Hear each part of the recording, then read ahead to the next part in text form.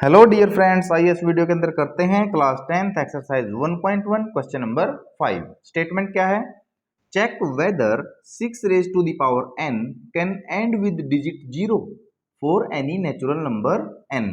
तो समझने की कोशिश कीजिए स्टेटमेंट को कि हमारे पास एक नंबर है 6 raise to the power n can end with digit 0।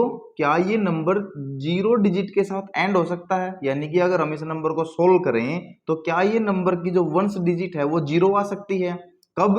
For any natural number n। यानी कि जो यहाँ पर n है ना, इसकी पावर लिखी हुई है, जो 6 की पावर n लिखी हुई है, अगर n क्या हो, एक नेचुरल नंबर हो, n क्या हो, नेचुरल नंबर। अब नेचुरल नंबर आपको पता ही है क्या होते हैं। नेचुरल नंबर 1 2 3 4 यानी कि इनफाइनाइट तक जाते हैं। आपको पता है कि जो number start from 1 and goes up to infinite are called natural number. तो बच्चे सीधी सीधी बात क्या है, उसने बोला है कि 6 की पावर n है और n को हम इनमें से कोई भी नंबर रख दें तो क्या जब वो सोल्व होगा, क्या वो डिजिट 0 के साथ सोल्व हो सकता है? चलिए इसको भी देखते हैं। दोबारा बता देता हूं, 6 raise to the power n यानी कि n का वैल्यू है 1, n की वैल्यू 2, n की वैल्यू 3, ऐसे रखता जाऊं तो क्या जो हमारे पास सोल्व करने के बाद आएगा, जैसे अगर मैं 6 को स्क्वायर ही उठा लूं तो ये 6 मल्टीप्लाई 6 कितना आ गया, 36। क्या वो डिजिट 0 के साथ एंड हो सकता है? ये हमको बताना है।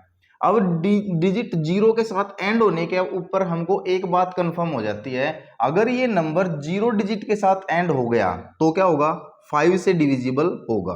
ठीक है, तो if 6 raise to the power n ends with digit 0, ठीक है, ध्यान से समझना इस क्वेश्चन को, ends with digit 0 then it is divisible by 5। तो ये किससे डिविजिबल होगा? पक्का 5 से डिविजिबल बाय 5, क्योंकि 5 का डिविजिबिलिटी रूल क्या है? 5 का डिविजिबिलिटी रूल ये है कि जिसके एंड में 0 आ जाए या 5 आ जाए तो 5 उसको क्या कर देगा, डिवाइड कर देगा। ठीक है, तो इसके एंड में 0 डिजिट बोली है, तो अगर ये एंड विद डिजिट 0 हो गया तो ये पक्का 5 से क्या होगा, डिवाइड होगा। अब 5 से डिवाइड होने के लिए बच्चे क्या चाहिए? चलिए मैं देखता हूं। देखिए 5 से डिवाइड होने के लिए वो 5 का कोई ना कोई मल्टीपल चाहिए, तभी हम उसको 5 से कट कर सकते हैं। ठीक है, अब 6 तो 5 से डिवाइड हो नहीं सकता। ठीक है, देखिए 6 raise to the power n, क्या ये 5 से डिवाइड हो सकता है? नहीं। चलिए हम इसके प्राइम फैक्टर भी करके देख लेते हैं। 6 raise to the power n को मैं और क्या लिख सकता हूं, 2 multiply 3 raise to the power n। हम इसको ये भी लिख सकते हैं। क्या देखिए, अब इसमें दो नंबर है हमारे पास, एक तो 2 है और एक 3 है ना, तो 2 5 से डिविजिबल ना ही 3 5 से डिविजिबल। अब आप ध्यान से समझिए इस बात को कि 6 रेज टू द पावर 2 लिख लूं, 3 लिख लूं, कोई भी लिख लूं, तो इसका मतलब क्या है, 2 multiply 3 raise to the power 2। यानी कि हम इसकी कितनी भी पावर रखेंगे, अगर 2 की जगह 12 भी रख लिया तब भी क्या होगा, 2 मल्टीप्लाई 3 मल्टीप्लाई 2 मल्टीप्लाई 3, इस प्रकार से ही तो यह।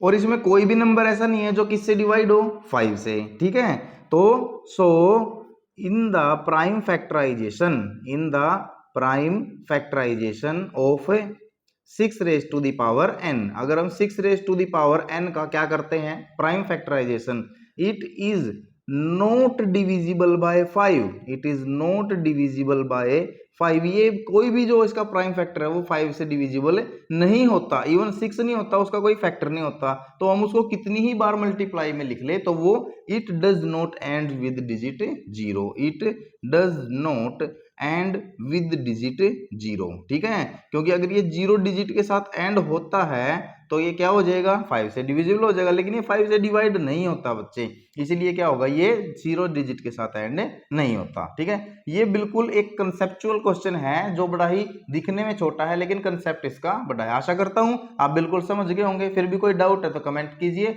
अदरवाइज चैनल को लाइक शेयर सब्सक्राइब करना तो बिल्कुल ना भूलें। Thanks for watching this video.